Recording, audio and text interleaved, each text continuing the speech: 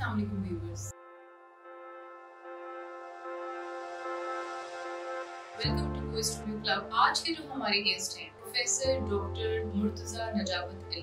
इनका इंट्रोडक्शन अगर मैं कराना शुरू करूं तो ये पॉडकास्ट पूरा उनके इंट्रोडक्शन पे चला जाएगा। जो सबसे मेन उनका जो एक डेजिग्नेशन है आजकल जिस वजह से वो जाने जाते हैं, CEO revive medical technologies. Rest मैं उनकी तरफ चलती हूँ और उनसे ही पूछती हूँ कि ये सारा कुछ कैसे स्टार्ट हुआ और आज वो जिस मकाम पे है वो कैसे यहाँ तक आए। और अगर आप इन डिटेल उनका इंट्रो जानना चाहते हैं या उनकी लाइफ के बारे में जानना चाहते हैं तो उनके पिछले बहुत सारे पॉडकास्ट हैं जिसके अंदर वो अपनी सारी इस तरह की अपनी लाइफ जर्नी के बारे में बता चुके हैं। मगर आज थोड़ा सा ब्रीफ मैं भी उनसे लेना चाहूंगी। अस्सलाम वालेकुम सर, वेलकम टू कोई स्टूडियो। कैसा आपको लग रहा है हमारे स्टूडियो में? बहुत अच्छा। कुछ जानना चाहेंगे सर आपसे? मैं basically by profession biomedical engineer और when the moment I started working in this field, studying in this field, I realized कि इस फील्ड का जो लिंक है it is with the खल्क, with the मखलूक है, because ये मखलूक both patient and doctor, because doctor is only for the patient, but biomedical engineers they are for both, for clinical setups, for patient, दोनों के लिए, दोनों की जिंदगी में ease create करते हैं। पेशेंट के लिए न्यू इनोवेटिव डिवाइसेस और टेक्नोलॉजीज लाते हैं ताकि वो लेस ट्रॉमेटिक हो और क्विकली उसको ट्रीटमेंट मिले और डायग्नोज कर सके। पेशेंट और डॉक्टर के लिए आसानी है कि वो लेस लेबोरियस हो, इतना कोई एफर्ट ना करनी पड़े, और क्लिनिकल सेटअप्स के लिए है कि उनकी रिसोर्स कम यूज हो रही हो उसकी डायग्नोसिस और ट्रीटमेंट के लिए, whatever is the technology. So I studied mostly in UK in 3 different universities, and then I landed back in Pakistan, और उसमें फिर यहाँ पे मैंने पिछले 2 decades में starting from federal government, I've been working with firstly with the defense, one of the defense organization, NESCOM, and then फिर उसके बाद Ministry of Science and Technology के साथ, और फिर NUST University में एक मेरा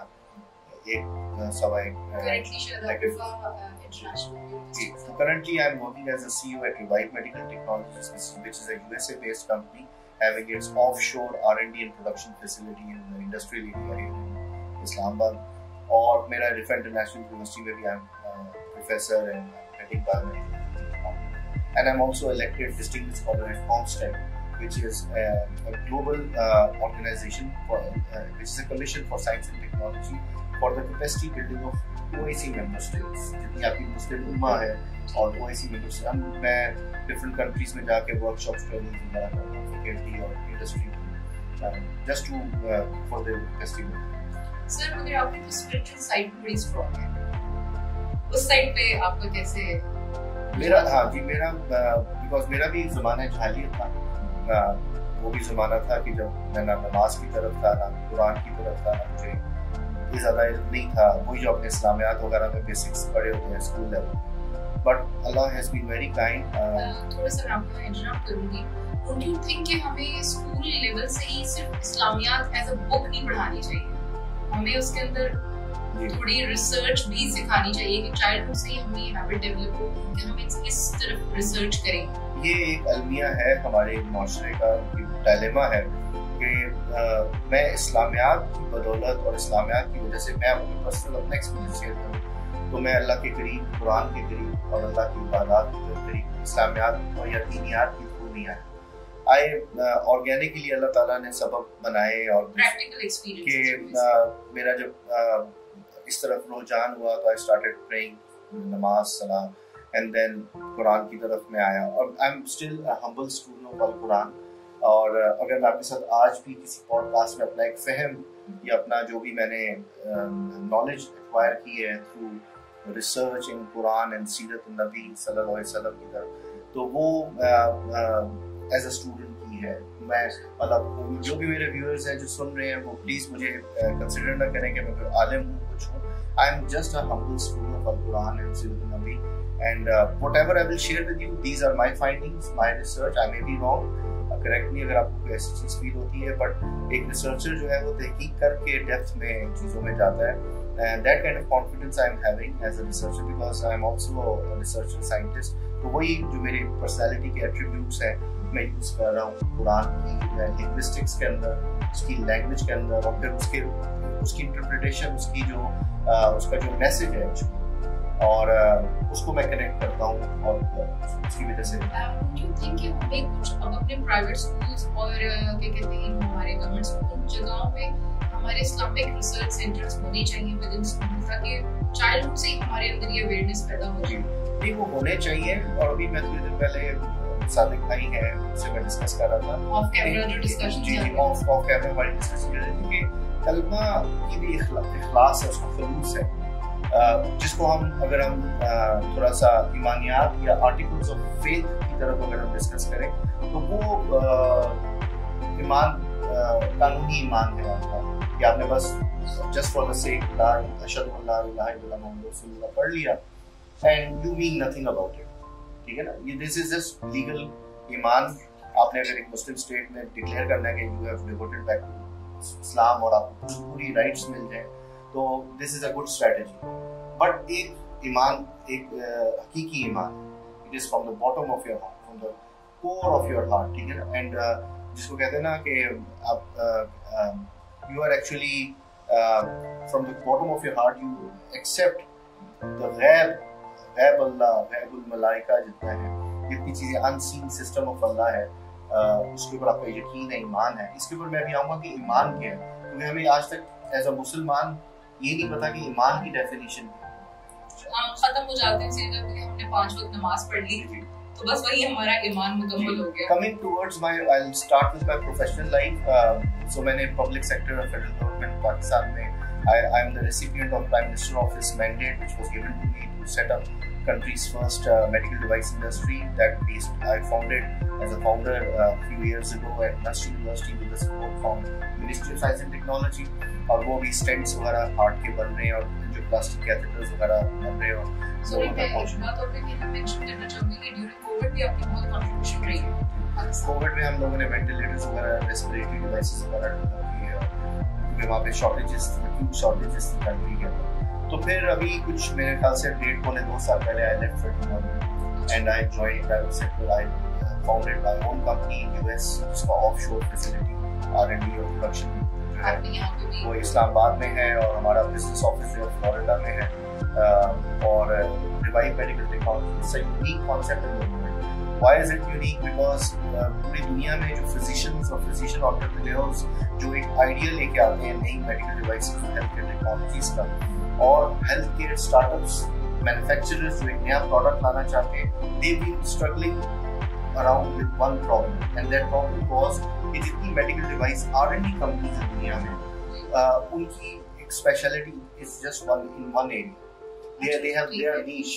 They have specialty in only one area. For example, if one medical device R&D company has a specialty in respiratory devices, they have no clue about ECG. They have no clue about stents and catheters and other devices. So आपको एक idea को convert करने के लिए different venues में जाना पड़ता था, जिसमें आपको मेडिकल ग्रेड सॉफ्टवेयर आप यहाँ से बनवा रहे हैं, मेडिकल ग्रेड इलेक्ट्रॉनिक्स वहाँ से करवा रहे हैं, बायोमटीरियल्स और बायोलॉजिकल कोटिंग्स कहीं और से करवा रहे हैं, फिर उसके regulatory approvals, FDA approval, CE marking Europe से कहीं और से करवा रहे हैं। So that made the entire cycle, this innovation cycle very time taking and costly for them. Usually 5 to 7 years में एक आइडिया को अगर वो बहुत आइडियली डेवलप हुआ है तो 5 to 7 years में उसको मार्केट एक्सेस मिलता है। तो रिवाइव मेडिकल टेक्नोलॉजीज ने एक डिसरप्टिव और एक बड़ा यूनिक सोल्यूशन देना शुरू किया दुनिया में, specially in US, Europe, middle east और अब इन पाकिस्तान, कि it is one stop destination. We have everything in house, so you come with आपको बाहर के ममालिक से उस तरह से राब्ता करने की जरूरत नहीं है। विद इन आवर कंट्री हमें ये सारी फैसिलिटी जी सब कुछ कंट्री के अंदर आपकी ये स्ट्रेंथ है, आपका यूथ जो है उसको हमने इनेबल किया है, that is deployed in that R&D and production. और उसमें इवन के यूएस, यूरोप और मिडिल ईस्ट में भी किसी फिजिशियन या दूसरा हेल्थ केयर स्टार्टअप या इंडस्ट्री के पास कोई आइडिया और वो उसका एज अ न्यू प्रोडक्ट लेके आना चाहते हैं, तो they don't need to run across different venues. They will come with an idea and they will go back with the regulatory approved और मार्केट रेडी प्रोडक्ट, तो seamlessly under one roof, and that makes the whole process time efficient and cost effective. तो आप क्या थोड़ा बहुत अपनी youth है या हमारी जेन ज़ी जनरेशन है, ठीक है, उनको आप क्या कहना चाहेंगे कि आप तो बाहर से पढ़ रहे हैं, तो यहाँ पे इसकी इतनी है कि यहाँ पे भी ये लोग यहाँ पे पढ़ सकते हैं या आप इसके ऊपर कुछ काम कर रहे हैं? मेरे अभी हमें साल 1.5 साल हो गया, problem more than 60 people they are working, और अभी सारा इधर की यूथ है, इधर ही का यंग ब्लड है। और पास्ट में भी जो नस्ट में हमने ministry of science and technology और प्राइम मिनिस्टर के मैंडेट के ऊपर इंडस्ट्री लगाई, उसमें जिस वक्त मैं छोड़ के आया था साल 1.5 साल पहले, तो 70-75 पीपल वो वर्किंग, आप हो सकता है ज्यादा काम कर रहे हैं। तो वो सारा यूथ था, वो सारा यंग माइंड था, वो मेरे क्लासरूम से लेके रिसेंटली जो हालात हमारे हो गए हैं, ठीक है, इकोनॉमी वाइज, तो पीपल आर गोइंग अब्रॉड, अच्छे डॉक्टर्स भी जा रहे हैं, और जो इस तरह के इंजीनियर्स हैं या जो इन फील्ड से एफिलिएटेड हैं, they prefer to go abroad. इस पे मुझे कुरान की आयत याद आती है कि सूरह बकरा की जो सेकंड लास्ट आयत है, उसमें अल्लाह ताला कहते हैं ला युकल्लिफुल्लाहु नफ्सन इल्ला वुसअहा, ठीक है ना, मैं किसी के ऊपर तकलीफ उतनी नहीं डालता जिसका बोझ सहने की उसमें हिम्मत ना हो। ये हमारी शायद ऑफ कैमरा भी बात हुई थी उस दिन कि आपको अगर एक क्रिएटर जो आपको ट्रिलियंस ऑफ फैक्टर्स इस वक्त मेंटेन रेगुलेट करके आपको स्टेबल बिठाया हुआ है, उसके लिए it's just a matter of pull कि वो आपको कनाडा में पैदा कर दे, यूएसए में पैदा, उसने अगर आपको पाकिस्तान में पैदा किया, दैट मींस कि आपकी शाकिला,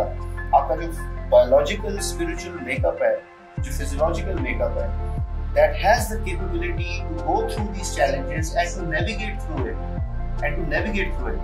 तो उन्होंने किसी खास मकसद से आपको पाकिस्तान में पैदा किया, and you are the chosen one जिसको पाकिस्तान में इन challenges को फेस करने की और इनसे नेविगेशन करके निकलने सोल्यूशन की तरफ जाने की जरूरत है। तो ये जो लोग भागते हैं, I think so that is escape, जो लोग से escape करके, और फिर वहाँ बाहर जाके भी इतने कोई ऐसा नहीं है कि यहाँ से सब कुछ बेच के चीजें, गाड़ी घर बेच के और वहाँ जाके सेटल हो रहे हैं।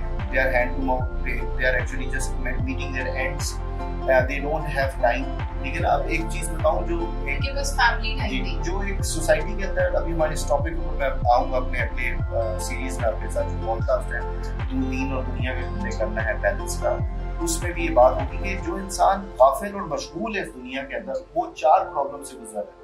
पहली चीज एंजाइटी, उसको सारा वक्त दौड़ लगी हुई, एंजाइटी, परेशानी आगे की और चीजों की। दूसरी चीज कंटेंटमेंट नहीं है उसके पास, जो बरकत नहीं है, देयर इज नो बरकत नहीं है उसके अंदर, जो कुछ ज्यादा भी आ रहा है सैटिस्फैक्शन नहीं है, जो ज्यादा भी आ रहा है उसमें भी कंटेंटमेंट नहीं है, तो बरकत खत्म होगी। तीसरी चीज उसके पास टाइम ही नहीं है, ना अपने लिए ना अपने अपनों के लिए। और चौथी चीज जो है वो ये है कि वो इंतहाई मुबलिस हुआ है, जैसा अज़ाज़ील इब्लीस हो गया था, मायूस हो गया था, he is disappointed, he sees no hope in future, ठीक है ना। तो ये इससे वो गुजरा है। तो ये अगर आप इधर से भाग के अपना एक शॉर्टकट, कोई एक क्विक फिक्स करने की कोशिश करेंगे, यार मैं बाहर जाके फिक्स हो जाऊं, तो आप ये भी देखें कि अल्लाह ने किसी वजह से आपको इस मिट्टी में पैदा किया था, ताकि आपके अंदर वो पूरी कैपेबिलिटी थी कि आप, मेरे ख्याल से हम ये जानने की कोशिश ही नहीं करते कि एक इंसान की तख्लीक क्यों है।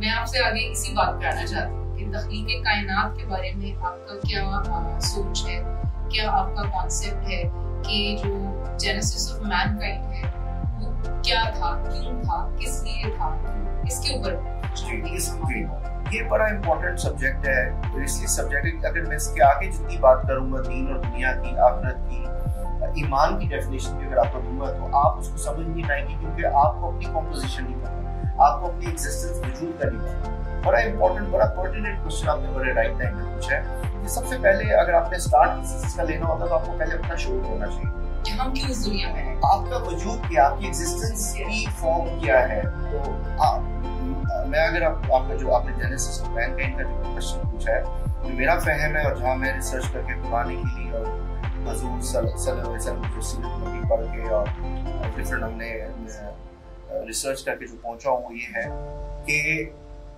मेरा जो एज अशरफुल मखलूक इंसान जो वजूद है, जो एग्जिस्टेंस है, इट्स अ कॉम्पोजिट वजूद। इंग्लिश में कॉम्पोजिट कहेंगे, उर्दू में आप मुरक्कब कह लें। मुरक्कब होता है 2 या 3 चीजों को मिला के एक चीज बनती है। तो ये मुरक्कब किस्म का, जामिया किस्म का वजूद है, जो 2 वजूहात की वजह से एक ये वजूद तश्कील किया गया। जो ये मेरा अशरफुल मखलूक का एग्जिस्टेंस है, that is because of the composite nature of my वजूद, एंड दैट वजूद has 2 sub components. One component is the animal existence, is the हैवानी वजूद, The another component is the Ruh. Nur is actually the spiritual existence, and they are totally independent of each other. Very important point. They are totally independent of each other, but yet they are intertwined. दोनों एक दूसरे से आजाद हैं, लेकिन आखिर में ऐसे एक दूसरे के साथ जुड़े हुए हैं जिसका ना मुझे शऊर है ना आपको शऊर है कि वो इंटरट्वाइन कैसे, उनका आपस में इंटरलिंक और जो पॉइंट ऑफ कांटेक्ट है वो क्या, वो हमें नहीं पता। लेकिन ये दोनों एक आजाद और एक डिफरेंट वजूद है, एनिमल एक्सिस्टेंस और आपका स्पिरिचुअल ग्रुप, और ये आपस में इंटरट्वाइन है और दोनों इंडिपेंडेंट ऑफ ईच अदर। और अल्लाह ने जो अल्लाह का जो तरीका क्रिएट करने का जो स्टाइल है वो है, लेकिन इसमें आपने समझने की बात है कि दोनों जो अल्लाह का स्टाइल ऑफ क्रिएशन है उसके अंदर अल्लाह की कमांड इज मस्ट। पहला एक आलम अमर है जो वर्ल्ड ऑफ कमांड, ठीक है ना। अब यहाँ पे अल्लाह ताला अल्लाह के 99 एट्रीब्यूट्स हैं, उनमें से एक एट्रीब्यूट है अल्लाह इज बदी, वन हु क्रिएट्स, और अल्लाह के 99 एट्रीब्यूट्स में से अल्लाह का एक एट्रीब्यूट है खालिक, वन हू क्रिएट्स। बदी is from the Arabic word इब्दा, एंड अंग्रेजी में उसको इंग्लिश में कहते हैं creation ex nihilo. Creation ex nihilo means, और बदी means in the world of command, Allah कि जहाँ पे वो अपने अम्र से एक चीज पैदा कर रहा है। When he is badi, he creates out of nothing and with no time, ठीक है ना। जिसमें तो जिसना हमारी गॉस्पेल की एक आयत है वो स्टार्ट होती है, in the beginning it was word, the word was with God and the word was God, and after that whatever has been created it is from God, ठीक है। ये गॉस्पेल की आयत, लेकिन इस आयत में gospel is silent about this phrase, this word. Quran explicitly हमें ये कमांड बताता है, कुन फयकून। तो व्हेन ही इज बदी, उनकी कमांड है बी एंड इट इज, और वो हो जाती विद नो टाइम। और व्हेन ही इज खालिक in the world of creation, he creates something out of something and with time. उससे पहले रॉ मटेरियल अवेलेबल होना चाहिए। अगर फरिश्ते पैदा करने हैं तो नूर पहले होना चाहिए, इंसानों की अरवा पैदा करनी है तो नूर पहले होना चाहिए, और जसद हैवान पैदा करने के लिए पहले मिट्टी होनी चाहिए। ये रॉ मटेरियल पहले, जिन पैदा करने से पहले आग होनी चाहिए या मारिज बिन नार होनी चाहिए, एनर्जी होनी चाहिए। तो बात हो रही थी कि when he is badi, so he creates something out of nothing and with no time, and when he is khaliq, he creates something out of something और with time। तो अल्लाह का जो पहला कुन फयकून हुआ, उसमें उन्होंने एक सर्टन लाइट नूर पैदा किया जिससे सारे फरिश्ते और सारी अरवा ऑफ इंसान पैदा किए। और इसके बीच में एक और कॉन्सेप्ट भी जो है हमें समझने की जरूरत है कि कुरान में जगह जगह आयात में आया है दो मौत और दो जिंदगी। जैसे सूरह काफिर में आया कि जब काफिरों को जहन्नम की आग में डाला जाएगा तो कहेंगे ओ लॉर्ड, क्या नाम है, you have given us death twice and give us life twice and now we confess our sins, कि हम क्या नाम है अपने जो गुनाहों है उसका इतराफ करते हैं, यहाँ से निकलने की सबील है। तो ये कौन सी दो मौत दो जिंदगी है। इसी तरह सूरह बकरा की आयत में आया है कि ये कैफ तकफुरून बिल्लाहि व कुंतुम अमवातन फअहयाकुम सुम्मा युमीतुकुम सुम्मा युहयीकुम सुम्मा इलैहि तुरजाऊन। How can you deny Allah? He gave you death and then he gave you life, and he will again give you death and then you will be raised again and then you will rujuu to Allah। तो ये कौन सी दो मौत और दो जिंदगियों की यहाँ पे बात है, तो ये समझना बहुत जरूरी है। तो पहला अल्लाह ताला का जो कुन फयकून हुआ, उसमें सर्टन लाइट नूर पैदा किया अल्लाह ने, और उससे सारे फरिश्ते और सारी अरवा ऑफ इंसान पैदा कर दिए जो क़यामत तक इंसानों ने उनकी अरवा पैदा कर। और फिर अकॉर्डिंग टू सूरह अल-अराफ अल्लाह ताला ने अहद अलस लिया कि अलस्तु बिरब्बिकुम कालू बला। It was a rhetorical question and अहद फ्रॉम अरवा ऑफ इंसान कि एम आई नॉट योर रब। हम सब ने एक आवाज होके जवाब दिया, हम आवाज होके यूनानिमसली आवाज हमने जवाब दिया कि इंडीड यू आर आवर रब। रब मतलब कि फॉस्टर, क्रिएटर, प्रोटेक्टर, प्रोवाइडर, बेनिफिटर, सब हर चीज रब है, ठीक है। रब को आप एक वर्ड के अंदर बांध नहीं सकते, क्रिएटर है सब। तो it was a rhetorical question in अहद जो अल्लाह ने पूछा। अब अल्लाह ताला ने जब सवाल पूछा तो मैं आपसे सवाल पूछता हूँ कि सवाल किससे पूछा जाता है? रूहों से सवाल पूछा। सवाल उससे पूछा जाता है जो सुन सके जो अपने ब्रेन के अंदर उसको प्रोसेस कर सके, उसको देख सके, समझ सके और फिर उसका जवाब तैयार कर सके, और फिर जवाब भी दिया उन्होंने। तो that is a clear indication है कि जो आपका रूहानी वजूद है, जो आपकी स्पिरिचुअल एग्जिस्टेंस है, it has its own organ, it has its own brain and it has its own voice. वो खुद उसकी जुबान है और वो बोलती है, तो एक कंप्लीट पर्सन है, पर्सनैलिटी।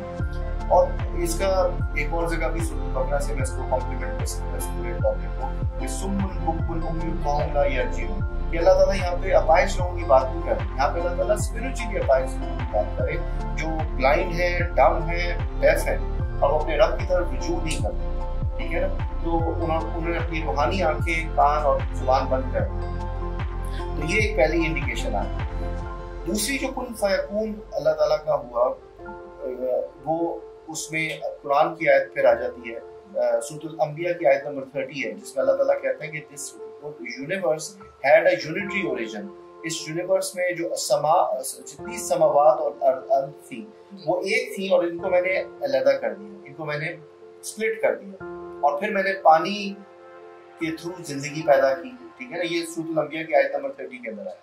तो यहाँ पे समझ आती है कि ये बिग बैंग थ्योरी, ये जो इससे पहले मैं बात करता हूँ वो प्री बिग बैंग था, it was pre big bang. अब यहाँ पे आपकी साइंस भी यहाँ तक पहुंच गई कि बिग बैंग थ्योरी भी ये कहती है कि एक ब्लास्ट हुआ, जो भी हुआ, तो this universe had a unitary vision. Allah ताला ने इसको फाड़ दिया, जो भी फाड़ा तो इसमें से जो पार्टिकल्स जरे एक इंतहाई शदीद एनर्जी से निकले, दौड़ लगाई उन्होंने, उस एनर्जी से अल्लाह ताला ने तीसरी मखलूक पैदा की, जिन्नात, जिसको कुरान की सूरह रहमान में अल्लाह ताला कहता है कि खलक़ुल जान्न मिन मारिज मिन नार। आपने कभी नार देखी, कभी आपने बंसन बर्नर के ऊपर या फ्लेम देखा है? फ्लेम का जो ऊपर टॉप पे जो एक इनविजिबल पार्ट होता है, दैट इज द मारिज मिन नार।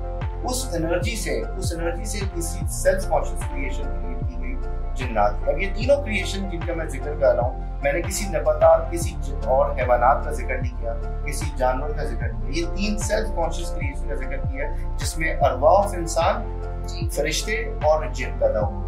ये दूसरे कुन फयकून से, ठीक है। Pre big bang and big bang की बात।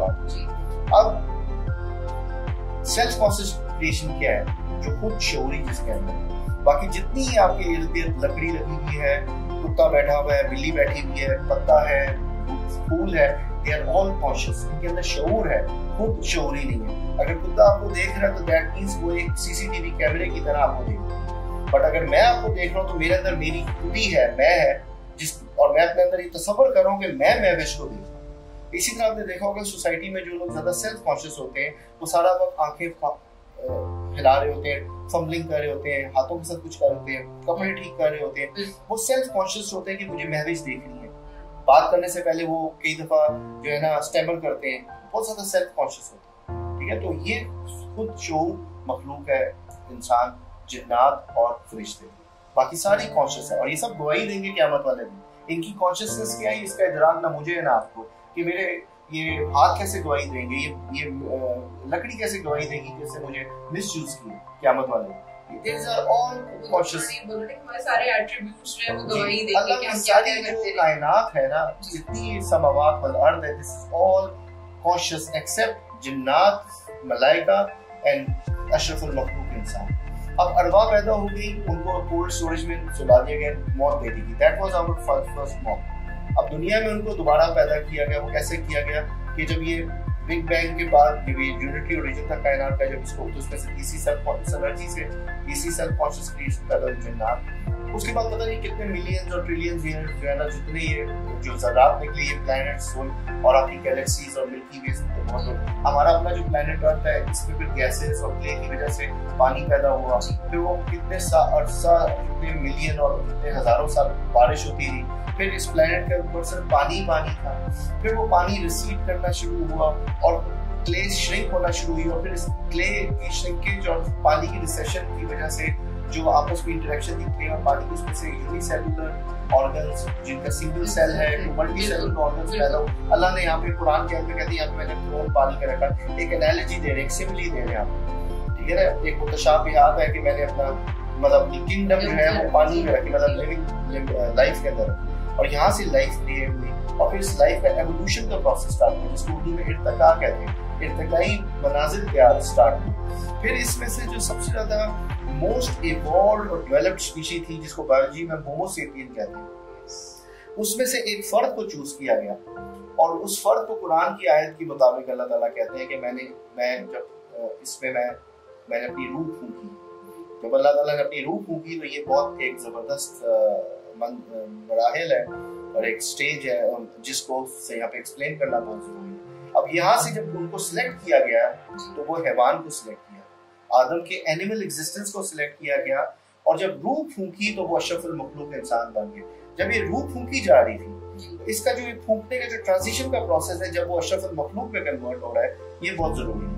ये ऐसे जरूरी है कि जब रूह फूंकी गई तो वही हैवानी एग्जिस्टेंस के साथ एक स्पिरिचुअल एग्जिस्टेंस आ गई और वो अशरफुल मखलूक में कन्वर्ट हो गया। जब स्पिरिचुअल एग्जिस्टेंस आई तो हैवान के अंदर सिर्फ ब्लाइंड इंस्टिंक्ट्स होते हैं और वो अंधे इंस्टिंक्ट्स होते हैं। उसको उसकी ग्रेटिफिकेशन उसी वक्त चाहिए, उसको भूख लगी है उसी वक्त खाना चाहिए, उसको टॉयलेट जाना है वो भागेगा, ठीक है ना। इसी तरह शेर बकरी के बच्चे को पैदा होते हुए देखता है और पकड़ लेता है, वहीं पे मार देता है, खा जाता है, वो नहीं देखता भी बच्चा पैदा हो। इसी तरह बकरी का बच्चा जब पैदा होता है नीचे गिरता है तो अपनी लड़खड़ाती टांगों से शेर से भागने की कोशिश करता है। ब्लाइंड इंस्टिंक्ट्स है दोनों, ठीक है ना। तो ये तो भी है जो हजरत आदम का जो हैवानी वजूद या एनिमल एग्जिस्टेंस जो सिलेक्ट की गई थी वो तो ब्लाइंड इंस्टिंक्ट्स के साथ थी। अब जब रूह और रूहानी पर्सनालिटी उसके साथ इंटीग्रेट हुई तो उसके साथ पहली चीज आई फितरत, जिसे अंग्रेजी में इननेट नेचर कहते हैं।